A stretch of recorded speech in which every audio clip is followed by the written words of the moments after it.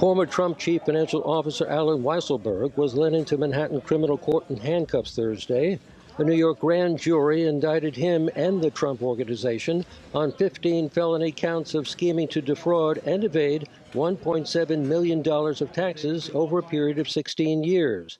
The charges also include improperly compensating employees, and that allowed them to evade taxes. Allegations in the indictment are just that. They are allegations. They have to be proven. These kinds of cases typically are resolved in the civil context. Why? Because the law on compensation, on fringe benefits, is murky.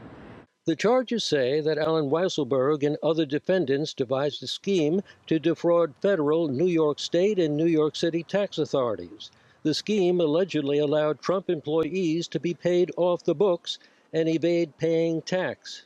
Weisselberg is also charged with not reporting that Trump paid the rent on his apartment and paid private school tuition to family members.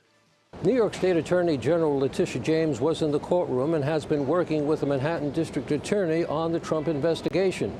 She released a statement which said, in part, that the investigation is continuing and we will follow the facts and the law wherever they may lead. The investigation also centers around a $21.1 million tax write-off that Donald Trump took on one of his estates in 1995. Trump claiming he couldn't develop a golf course on it because of local opposition. Some of the evidence in the case against Weisselberg is coming from his son's ex-wife, who provided tax documents to the district attorney. Alan Weisselberg pleaded not guilty to all the charges and was released without bail, but had to surrender his passport to the court.